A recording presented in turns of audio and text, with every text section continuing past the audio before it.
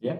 Hi everyone, thanks for joining us this evening. Tonight's event is the third in a series of talks celebrating the 70th anniversary of the Festival of Britain. The festival theme season is a collaboration between the Black Country Studies Centre and ArtsFest Online.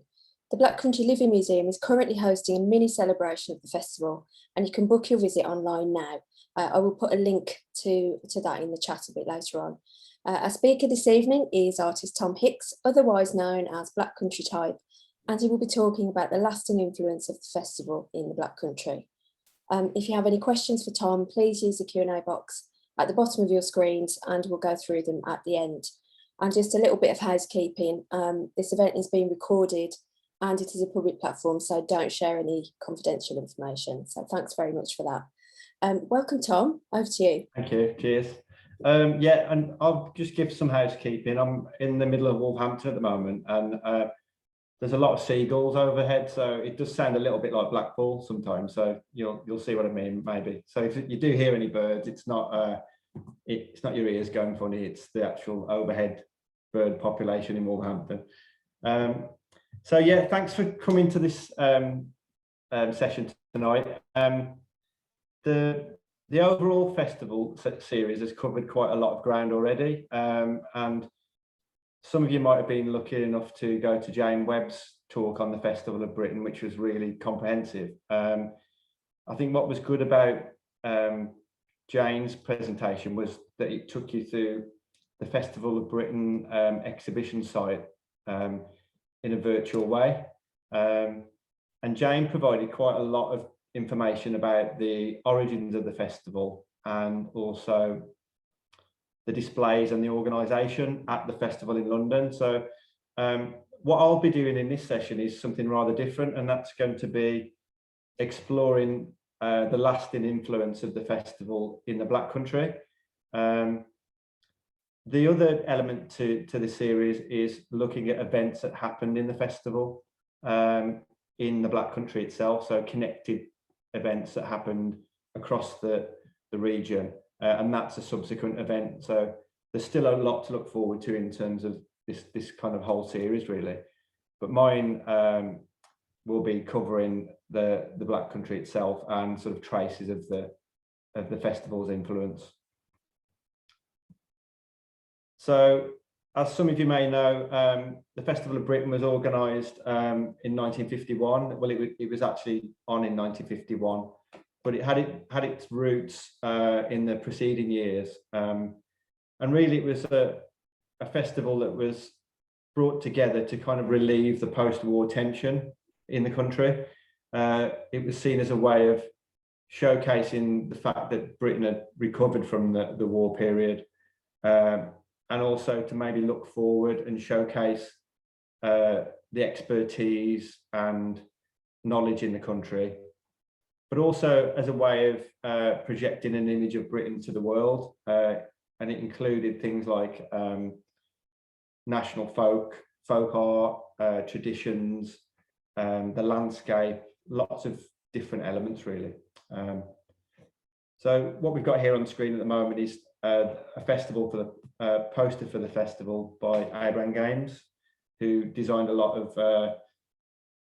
kind of war effort graphics. He did a lot of posters around the kind of war period.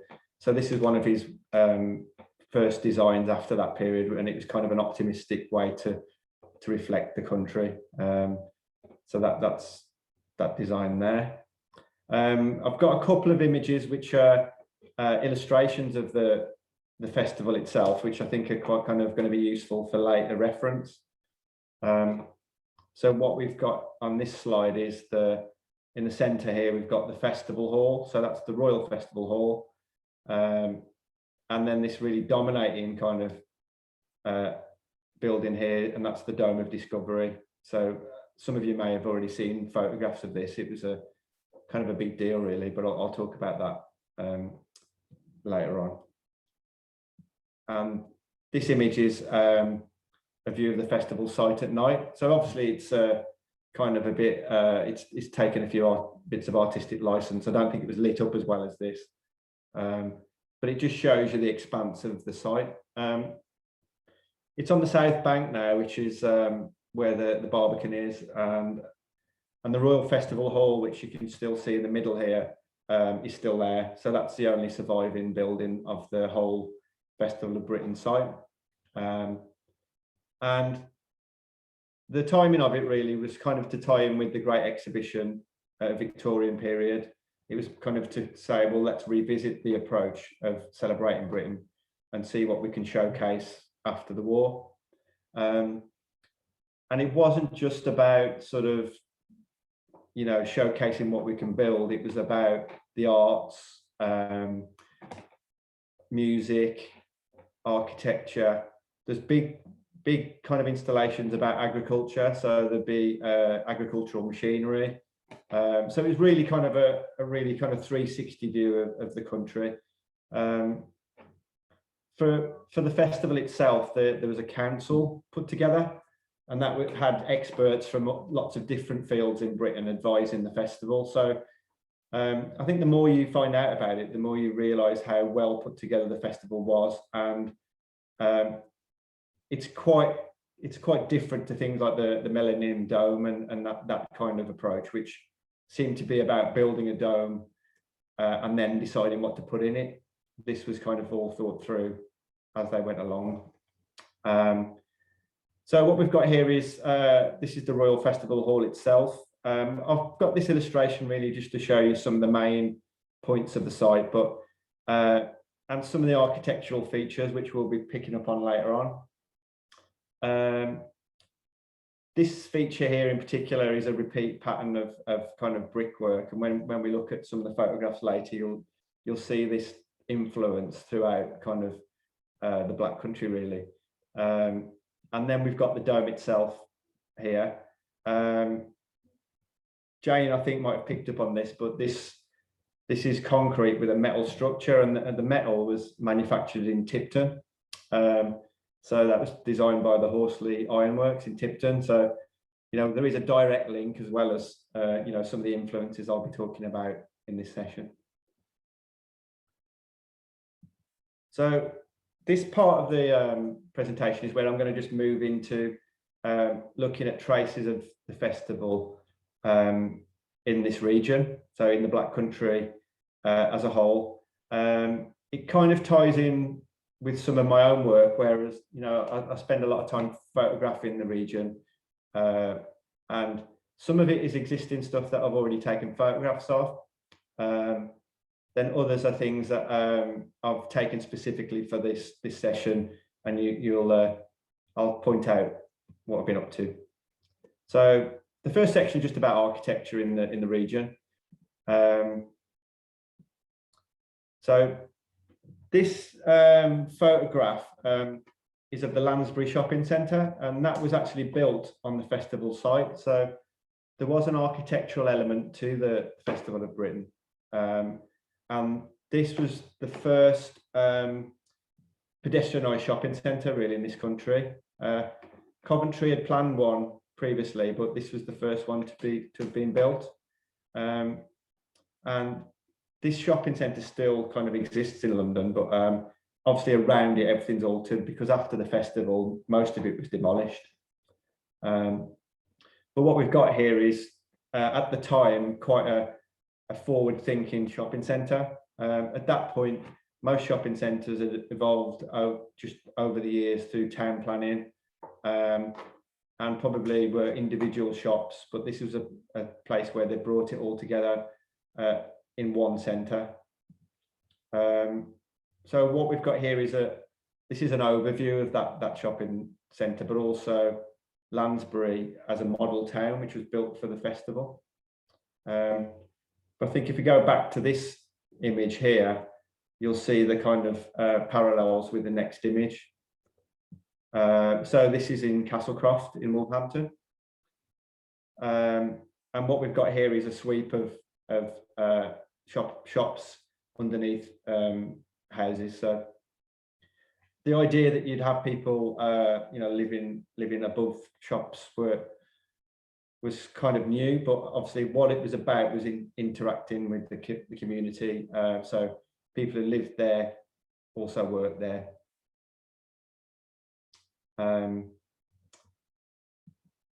I've taken some details of this shopping centre, so it just shows you some of the existing details. So it's quite nice to find a place that's quite intact, and this particular shop is really kind of well preserved, although it looks like someone's been to the toilet up the front of it, but we won't go into that as part of this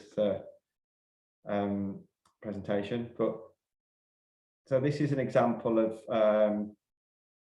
architecture just in the Black Country. I like this kind of period detail. It just shows you that the whole thing was integrated. So the architects would have designed the whole thing, but also picked up some of the detailing. So these brightly coloured ceramic tiles these are original, as is the flooring. And I've got a few more examples of this kind of inlaid flooring, which is very much of the festival period. So we can have a look at that a little bit later in the presentation.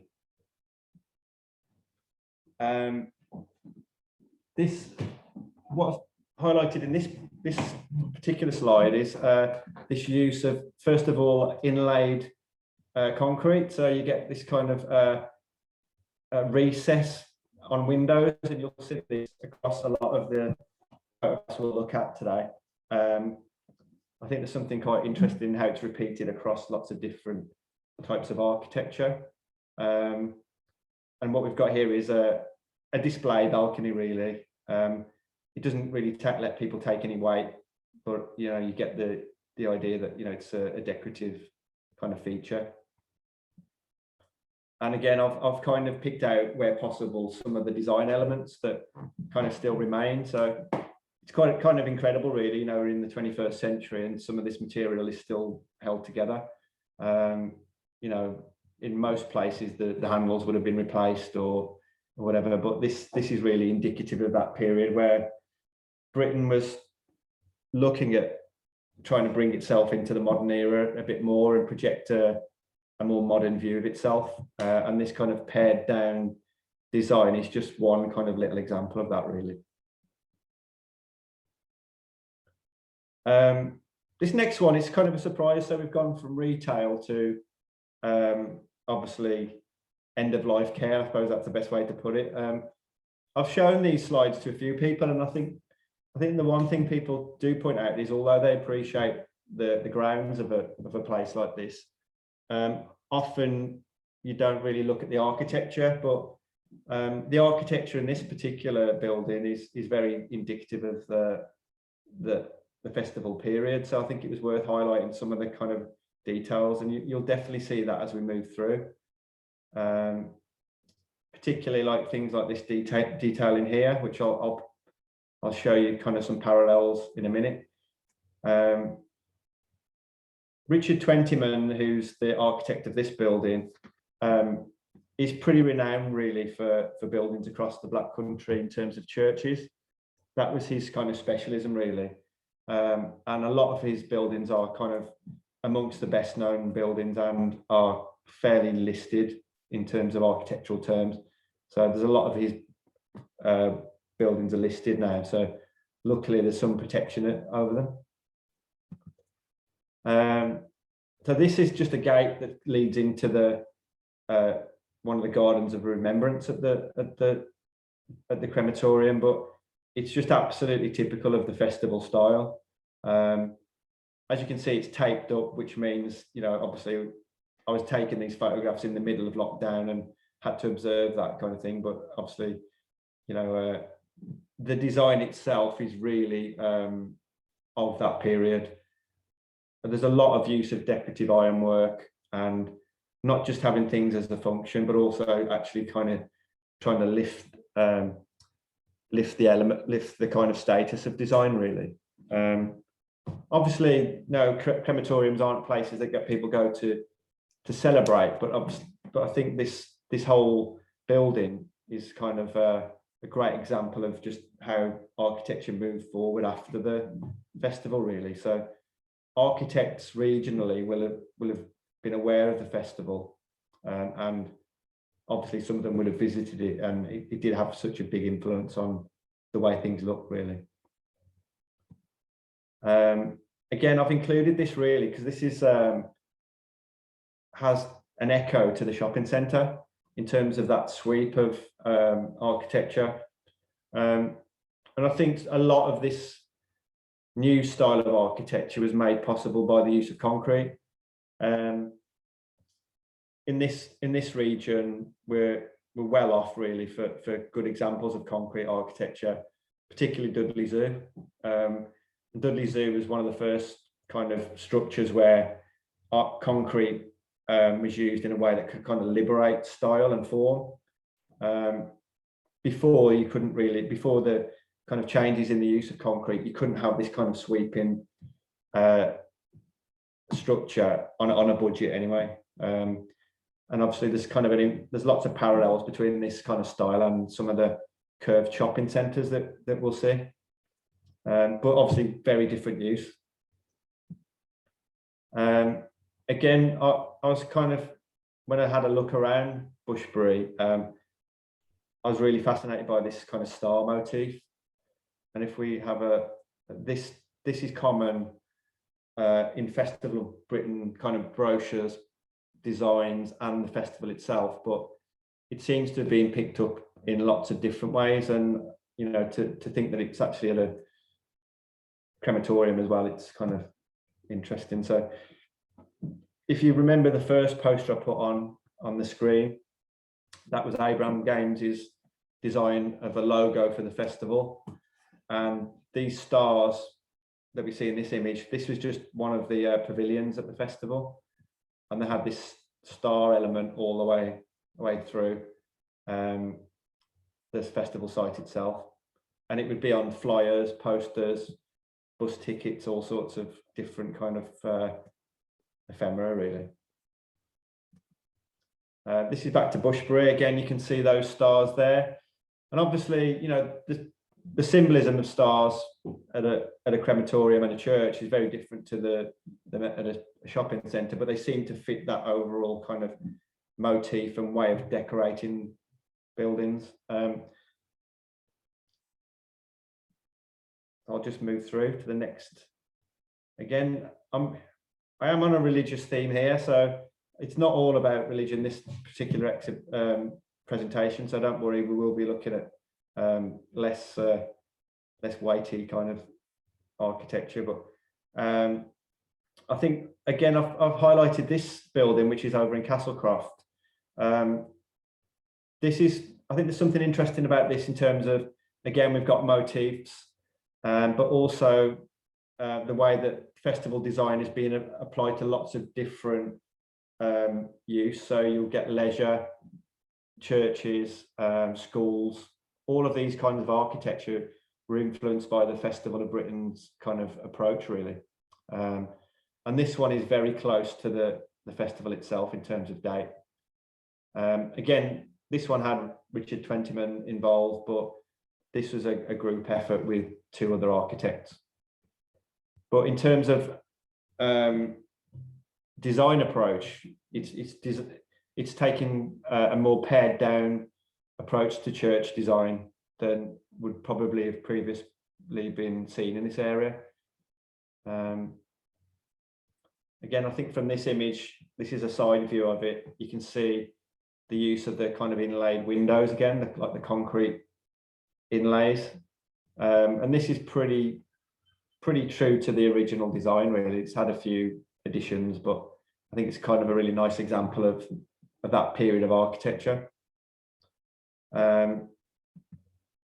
I really like this doorway. Again, we'll see a lot of this kind of use of wood in the festival, but I thought I'd highlight this one in particular because it's a very different approach to architecture.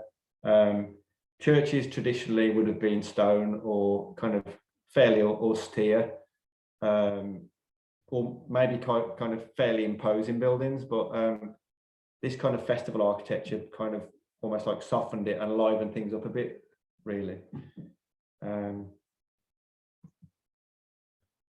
And of course, I've gone quite close with this. I mean, this is typical of the kind of photographs I take, but I also really like the design just of these simple door handles.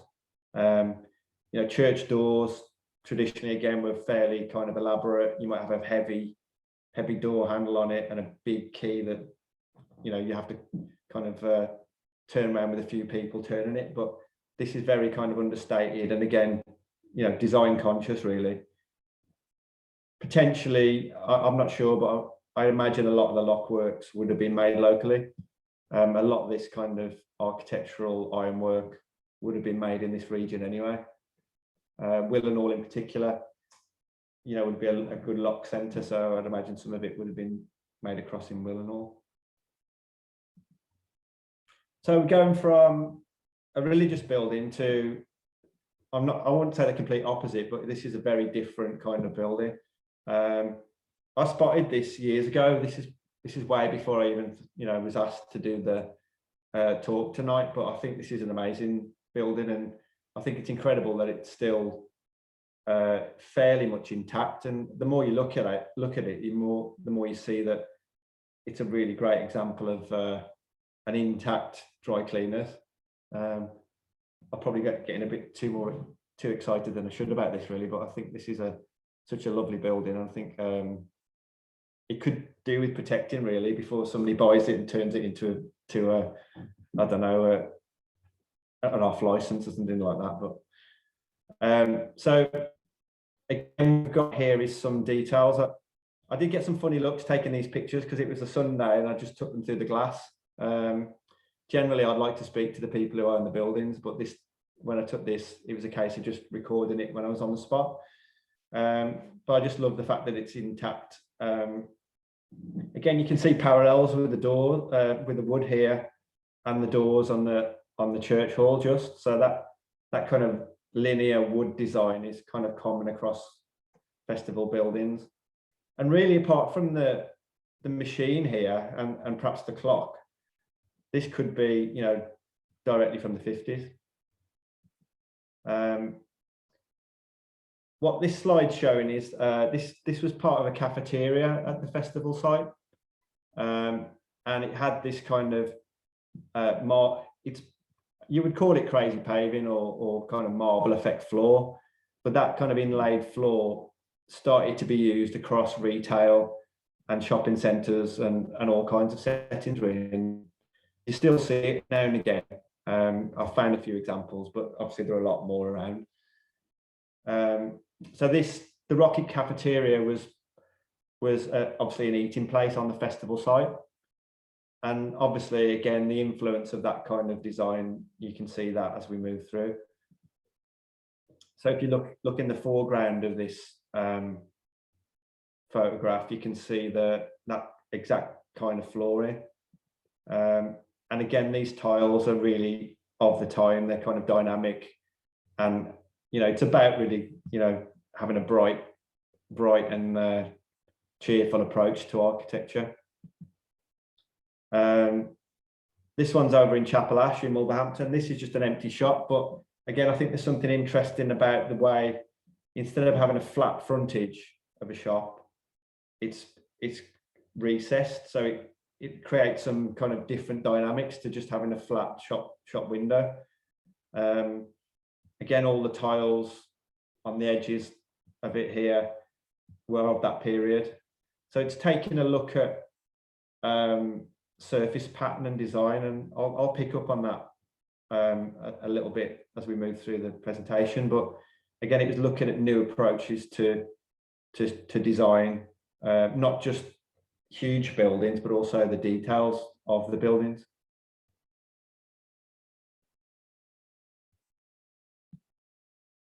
This is just in the centre of Wolverhampton.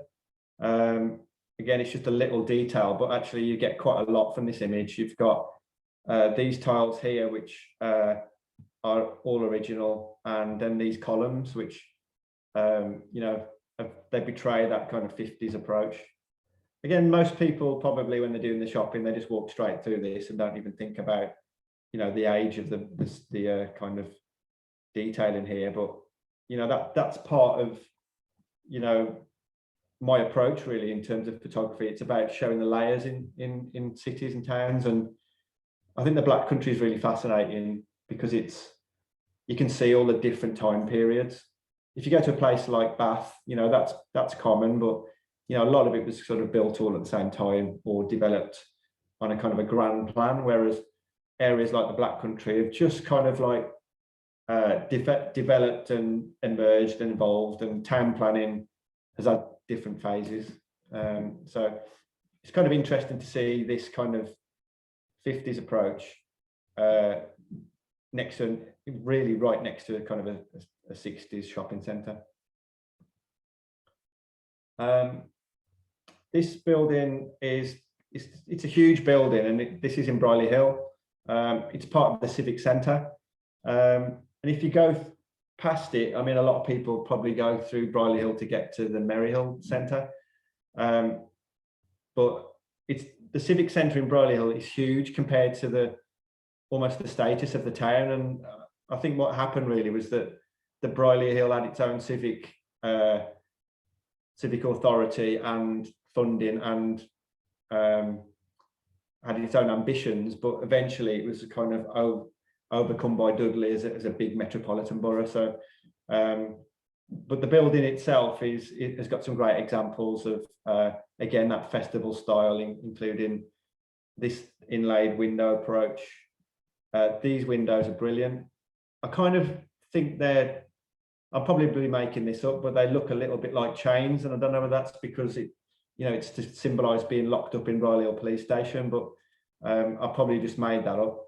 But what you'll see here is, again, this is just a side of the building, but it's a huge expanse of brickwork, and what we've got here is that kind of pattern approach that was shown on the festival hall at the main exhibition site, and this kind of patterning effect. In some ways it wasn't necessary. You could have just had a flat expanse of brick, but again, they've picked up on the cues of the festival buildings. So I've really kind of moved through architecture. I'm going to look at some examples of sculpture, but also really like sculptural form in terms of the buildings of the area. So we'll have a look at this and I'll explain what I mean. So at the festival, there was, as I've kind of pointed out, there's lots of different focuses. So there was like a lot of emphasis on science and technology, and obviously celebrating the skill and ability in the country. But also there's things around music. So the festival hall was built to house music performances and drama. So you had people like Sir John Gielgud was one of the advisors for the festival. Obviously from an acting point of view, at that point he was really well thought of, and so there's lots of really kind of well thought out aspects of the festival. The arts themselves and the fine arts were again, they had their own advisory panel, and Kenneth Clark had a lot to do with the kind of arts programming. But within this, there were some decisions made to kind of explore modern sculpture, and people are probably aware of some of the names, but Barbara Hepworth and Henry Moore and Paolozzi, they were really at the vanguard of modern sculpture. And there was a sense really that the festival would like to sort of integrate sculpture across the site, and that's what happened. There's also some debate about how to put sculptures next to buildings. So, some sculptors preferred to have their work independent of a building, and then others were actually attached to buildings. So there's a variation of the sculpture on display. But I'm just going to move locally here now. So this sculpture by Edward Bainbridge Cotnell is in Dudley. If you look carefully, it's made of wood. I think people think it's kind of concrete, but if you look, I managed to pick a really sunny day here, and it just shows you that it's actually carved from a piece of wood. I remember going past this when I was a kid, and it's quite scary, but I think it's kind of it's normally all black, but when the sun does hit it, it's got that kind of silvery effect. but obviously it's a figurative form, and this is typical of some of the sculpture that was at the festival. You can probably see where the sculpture is there on just on the highest part of the bridge. It's just in the background there. But really, I've included this slide really to show you an example of some of the sculptural properties of concrete. So that, if you don't know where this goes over one of the main roads in Dudley, so it connects one part of Dudley to the other, and that walkway leads into what was the Churchill shopping centre. But if we look at this is a walkway that was linked two parts of the festival hall together, and really part of the reasoning to have a walkway, because obviously you could just walk across these slabs, but it was about elevating yourself above the site, so to let people have a view of the site. This edge here is the festival hall, this on the left hand side, and again you can see that brickwork approach. But really the ideas were that they had function, but also you know, the idea was really to let you have views across the festival. But I think there's just really strong similarities between the festival walkways and this bridge. And I think, again, it's one of those details that people probably drive under now and don't really think much of it. You get used to seeing kind of buildings and structures and perhaps don't take that much time to view them. But I think this is really a great example of how the festival had a national effect. Local town planners would have been aware of the festival, and publications like the Architectural Review were quite prominent in showing festival architecture. So that kind of trend then spread through the country. This part of the talk is just about typography. So if people know my work, again, just referring back to my stuff, I do tend to focus on lettering. Really as a way of anchoring in buildings and time periods. And I think letter forms are kind of very evocative of time periods. So this section is just about some of the letter forms that came out of the festival. So what we've got here is a 19th century handbill, which would be our equivalent of a flyer or a leaflet for pizza or whatever you get to the door. And the festival, you know, like many other aspects, they had its own typography panel. So they got together and discussed in quite a lot of detail about how letters should look at the festival site, first of all, but also in all their publications and posters. And at that point, although I suppose as part of our celebration of the festival, we're being quite nostalgic. And looking back, the festival organisers did the same thing. So what they wanted to do was portray the sense of Britain as a whole. And they looked at examples of British printing. This letter form where it says turnip seeds, that's really known as the fat face. So it was used to get attention. So it would have been used as you know, obviously headlines, but on posters, on circus posters, adverts, and really that became a real kind of common way of kind of getting attention before you read the bottom of the posters. But the festival typography panel wanted to incorporate this kind of large face letter form. They produced a sample book. So that was their views of some of the best known or the most desirable typefaces to use at the festival. And this letter form became known as Egyptian. And you'll see how that evolved as we go through. So again, this is the festival hall, and these letters now are on the side of the building. And it's traditionally known as Egyptian as a style, but again, it became quite prominent after the festival on lots of civic buildings. It would be used in swimming pools, schools, railway stations even. And it became quite a prominent, kind of like a watchword for displaying the function of a building as well. So it was kind of had lots of different functions, but it's a very kind of evocative typeface, and there are still examples of it in the region. This one's on the side of Halesoe in Baths. I think what I love about this particular building is at the moment, when you drive past it, it just says what the building's for. It's really functional. It's a swimming pool.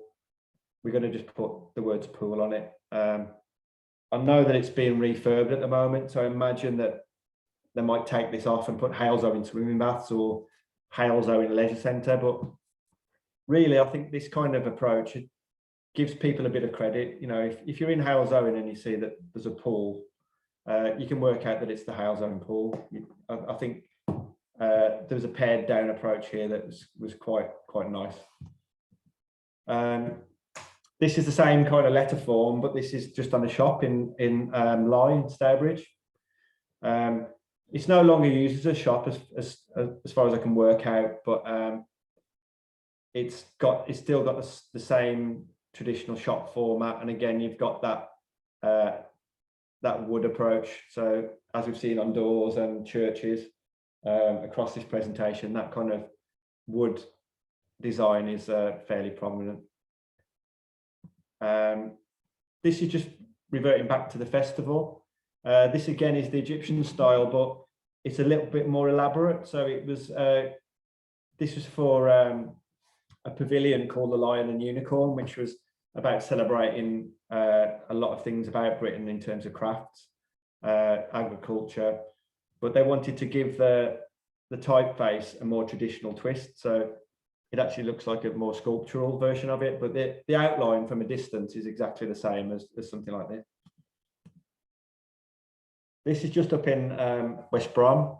This is just, at the moment, it's a shop that sells washing machines, but it was originally a gift shop, and I think they used to sell, they were doing like picture framing. So again, it's quite nice that it's still there intact, really. Again, I spotted this one in Warsaw. So this company makes chains, hooks, and other kind of material for the saddlery industry. So you know, if you're buying horses, leather and saddle making is still fairly prominent in Warsaw. But again, it's the same font, and the architecture again is that kind of forward-looking of its time approach. This is in Wolverhampton. Again, it just shows you how the typeface spread to different functions. So this is a sheet metal factory, and it's still in operation. I think there's something good in a way that the signs are still there. So it's obviously still doing the job it needs to do. Something quite nice about that. And then this one's at Lye Cross, and at the moment the letters have completely gone, but they're being repaired. So a local, as far as I've worked out, a local car repair centre has taken them in and is doing a refurb job on the letter form. So if you drive past Lye Cross at the moment, the letters aren't there, but they're being repaired. That's what I've heard.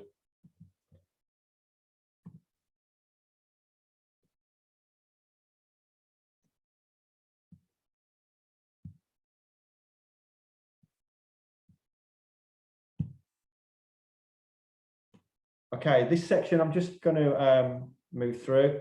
The other aspect of the festival that's was quite interesting is the influence on textiles and surface pattern. And again, there was a move to do things properly at the festival. This is a souvenir book, but it was produced by the Festival Pattern Group. So rather than just buying lots of kind of designs, things were created purely for the festival. What we can see here is an example of one of the textile samples from the festival. These designs are influenced by crystallography, and this is basically looking at the structure of cells.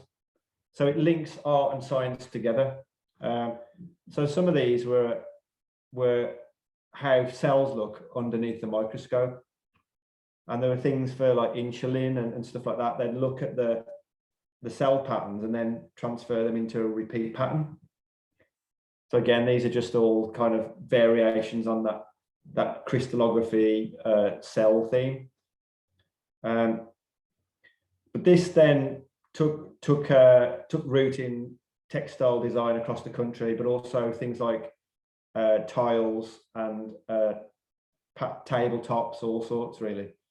And really it's a celebration of, again, the fact that Britain's looking forward.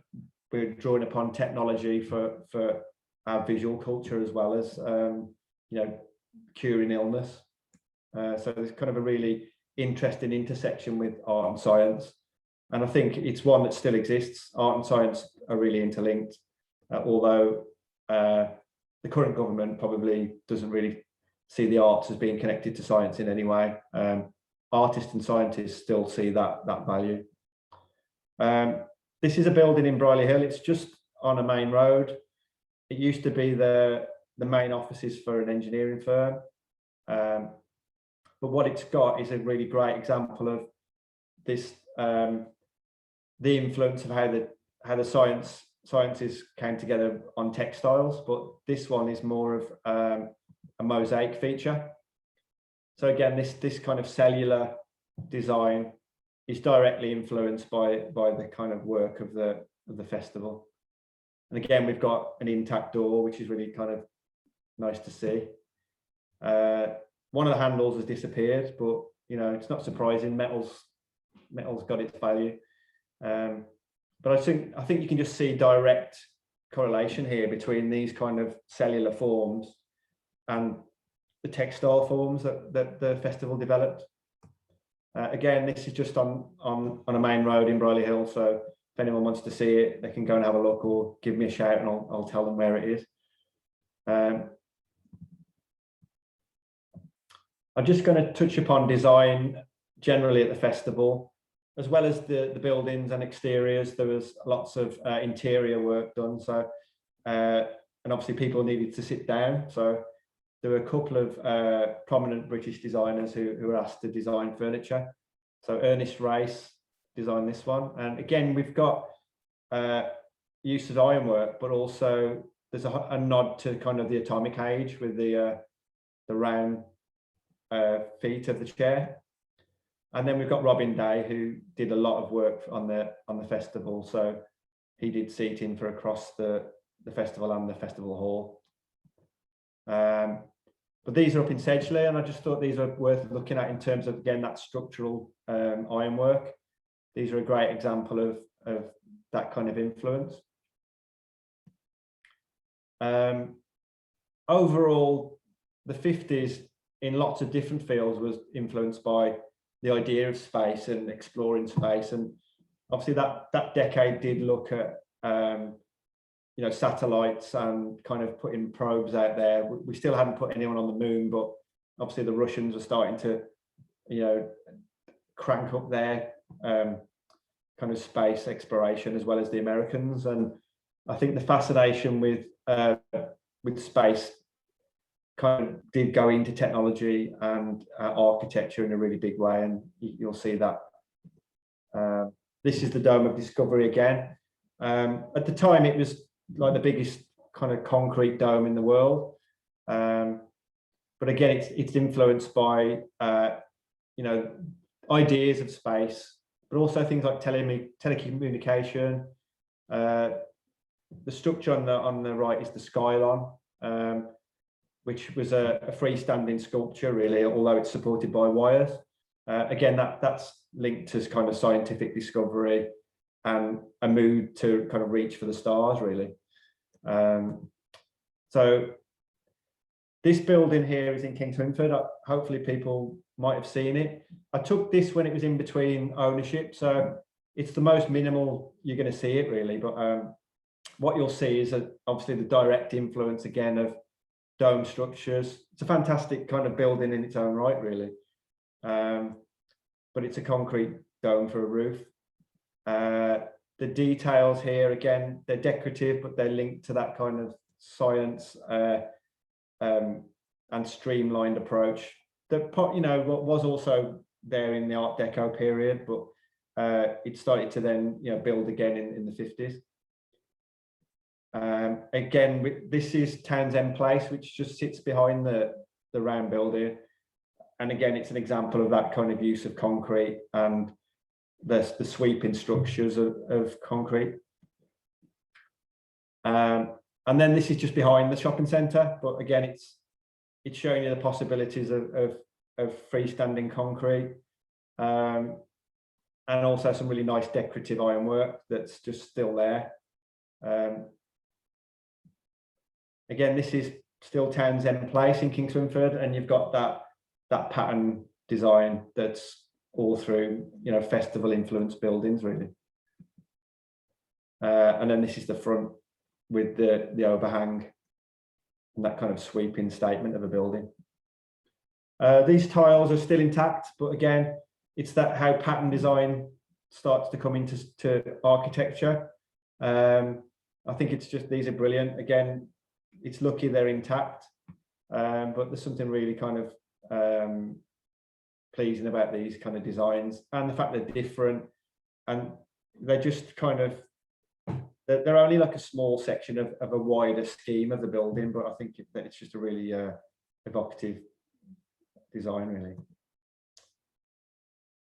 And that's the end of my talk. So I've kind of moved around the region and moved on to different, lots of different kind of aspects of the region, but hopefully you've seen the kind of influences of the festival.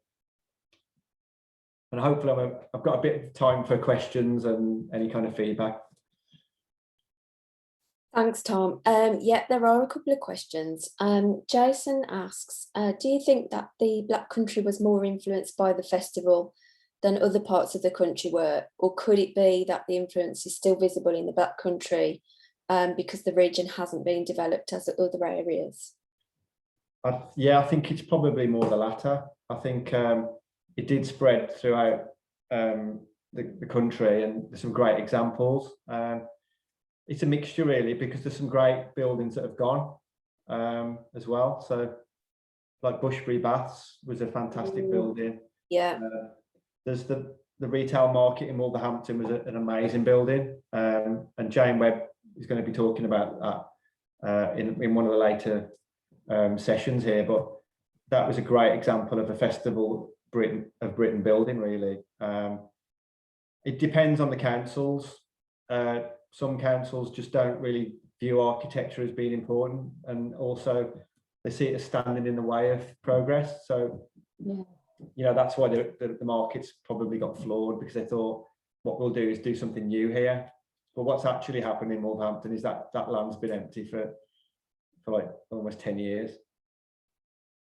Do you think that you know, these designs have possibly survived better outside of, say, somewhere like London, that's like massively, you know, developing all the time, isn't it? Yeah, I think that's true as well. And you know, the shop that I showed in the early part, it's there because people just have left it to it. You know, they're probably, the shop might have closed and the people who own it probably rent out part of it, but they're not too fussed about, you know, updating it. So sometimes it's lucky that things aren't massively overdeveloped, and like you say, London just evolves all the time, doesn't it? And other areas are the same. So it's a mixture, I think. Okay, one from Eliso. What do you think are best examples of 50s listed buildings in the Black Country? And are you familiar with Memorial Gardens in Walsall?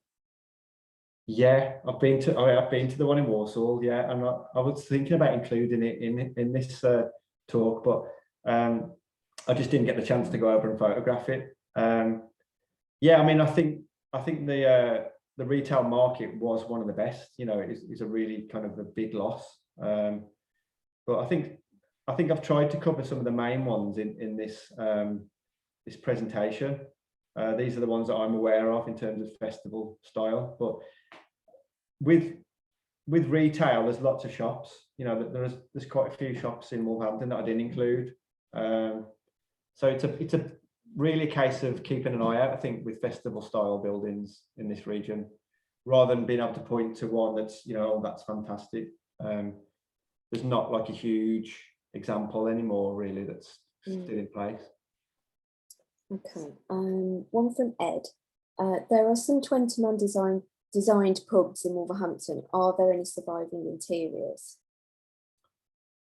I don't think there is, no. From what I know, I think the interiors tend to be revamped a lot more than the exterior. But to be honest, I haven't been and looked at like done a pub survey. So there might be. Again, it could be that thing that people have just left it to it because they think it works. There could be a great example of a 20-man designed interior just sitting there, really. So yeah, hiding away. Yeah, it's a new project, maybe.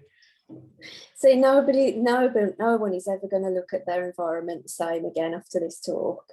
You're going to be spotting things, but let us know if you do. Yeah, that's it. Because it's, you know, it's find anything.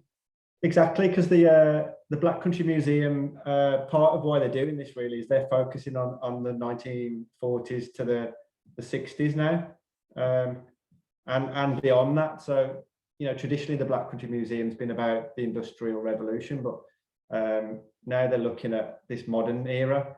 So if you do spot examples, I mean, I'm happy to receive, you know, tip-offs, because that's something I could then pass on to somebody else. I'll go and check it out myself. Particularly like lettering and stuff like that, I'll always go and look at it, but I can always pass it on to the Black Country Museum and the Studies Centre as well.